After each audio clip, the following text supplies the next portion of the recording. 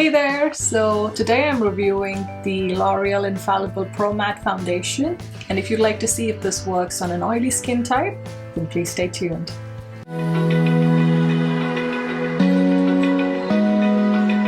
Hey guys, this is Sneha from Beauty Lashes 19, helping you put your best face forward.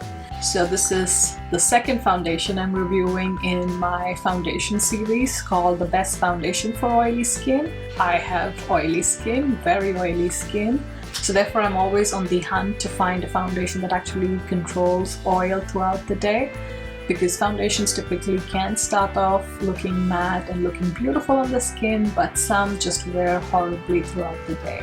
Since my last foundation was a high-end, which was the Urban Decay All-Nighter Foundation, and if you've not checked out my review for it, I'll list it in the description box below. But today I thought I'll switch it up and do a drugstore foundation review, so this is the foundation I'm testing today. So let's get started. So as I mentioned before, today we are reviewing the L'Oreal Infallible Pro Matte Foundation, and I picked up the shade 108 Caramel Beige. And this foundation is available in the US, so I purchased it when I was there, but in the UK I believe they have slightly different names and different shades. So sorry about that if you're from the UK, but in the US, at least on the Walmart website, I see that it retails for about $11 right now, but the original price is $13 US, $12.97. And online I can see that they have 9 shades, but I'm not sure if the range is wider. So let's look at the claims of this foundation. Just in the back it says lasting demi-matte finish, never dull, never flat. So that's what the demi-matte comes in, which I personally like. I don't like the full-on flat matte appearance, but it's great during summer months because then it means that you also get better oil control with the flat matte foundations. It says it wears up to 24 hours, so I don't know. Don't give me 24 hours, I don't care. Just give me 8 to 10 hours and I'll be more than happy with you. Coverage is supposed to be medium and the texture is supposed to be airlight. And it's supposed to have oil control properties, which is excellent because I have oily skin and that's exactly what I'm looking for.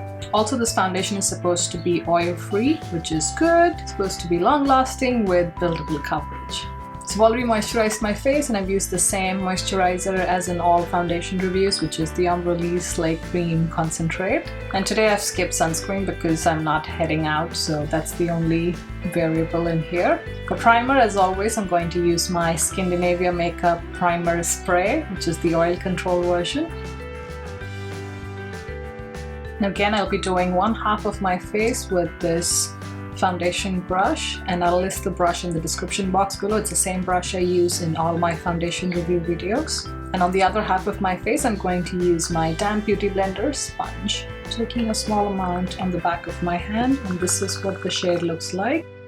It's a nice yellow golden shade, which I really like. So I think I'm just going to dot it all over my face, at least on the side that I'm going to be using the brush.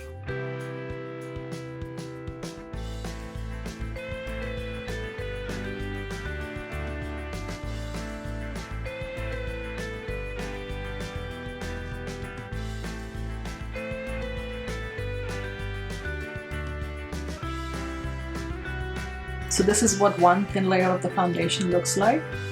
So no foundation side, this is also my bad side, and then foundation side. So I do think it's a demi-matte, it's not a full-on matte. So my skin is still showing through and it's not a full matte foundation. So I'm just going to see if it's buildable on this area where I still have some scarring showing through.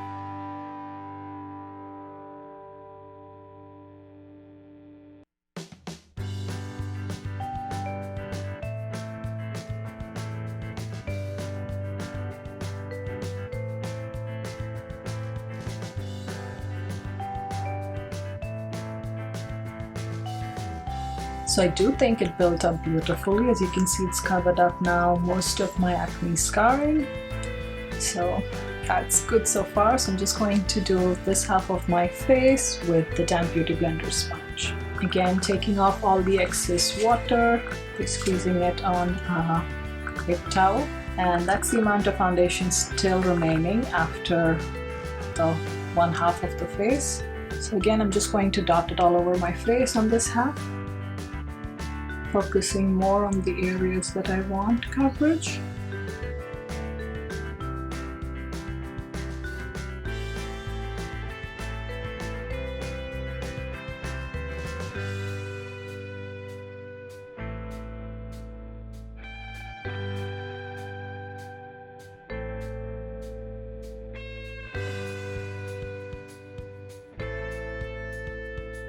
So now looking at the Beauty Blender side versus the other side, I do think that the Beauty Blender side is more sheer and more natural looking. So if that's the kind of finish you like, I would use this foundation with the damp Beauty Blender sponge.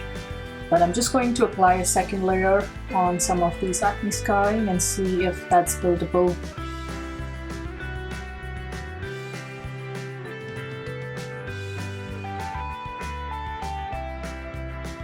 Not bad. I think it still added some coverage, and this mark is really pigmented right now. I think there's dried blood underneath the skin surface, so that's why that mark is super dark, and I would need color corrector for that to completely go away.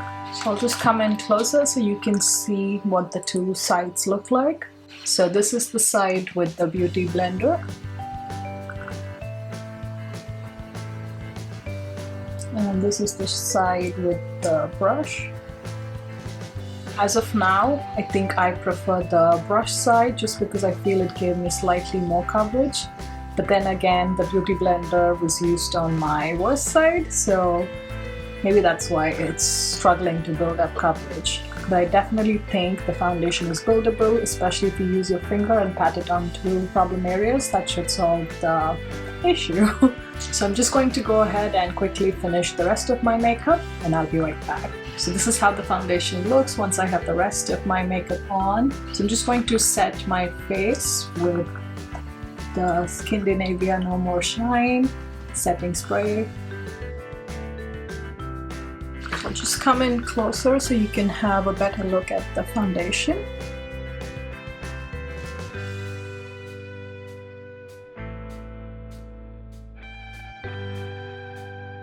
Now this particular foundation did not oxidize, so I do have a ton of bronzer because if you see my foundation application, this foundation shade is a little light for me. It's not yellow enough for me, so that's why I had to go in with bronzer and a darker powder to match my neck. But otherwise, so far on initial application, I think the skin looks beautiful.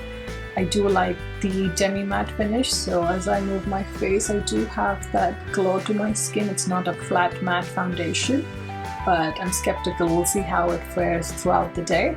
The only other thing I'm noticing is that it is also clinging to my dry patches around my nose. So if I come close, I don't know if you can see that, it's clinging to my dry patches on both sides. But other than that, it's doing great on my skin. So this is almost a little over 5-hour check-in. I forgot to come in between, and at 2 and 3 hours when I had checked it in the mirror, it didn't look much different from when I applied it. So there's no point in showing you guys. So that's why I waited for this long. I think the foundation still looks really good. Yes, I am getting a little oily on my nose. Everything else still seems to be on. My blush, contour, yeah, all of that. So I'm just going to quickly use a blotting paper here and see if the foundation comes off along with the oil, or hopefully just the oil comes off. Again, just using the NYX blotting sheets.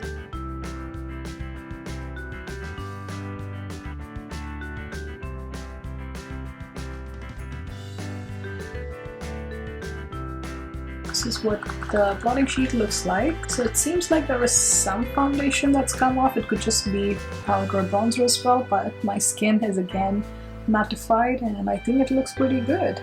What do you guys think? I also don't have much settling into the smile lines like the Urban Decay All Nighter foundation did, so I think this foundation definitely wins over that one in that respect. I think the foundation is still holding on to the nose, so I'll check back in at the end of the day, I think, now, since it's already been 5 hours, and I'll let you know how this foundation is. Alright guys, this is the 8-hour check-in and the foundation still looks good. I think it still looks just a little bit shiny, just in my T-zone, as you can see when I move my face. All the other cheek products are still in place, which is amazing. The foundation has rubbed off in the middle right here, but it seems to be okay on the sides there. Also, I went out for a 20-25 minute walk with my dog. That probably also added to the sweat.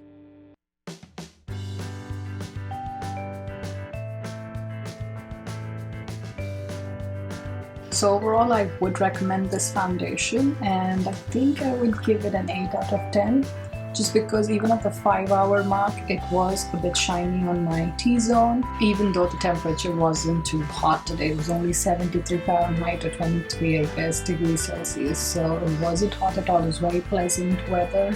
This is another good foundation from the drugstore if you have oily skin, as long as you're okay with blotting. So I really hope this foundation review was helpful, and in case you were thinking on buying this foundation, I would recommend it definitely for oily skin types. If this video was helpful, please don't forget to hit that like button and also consider subscribing so you don't miss out on future content. But thank you so much for watching, and I'll see you in my next video. Bye!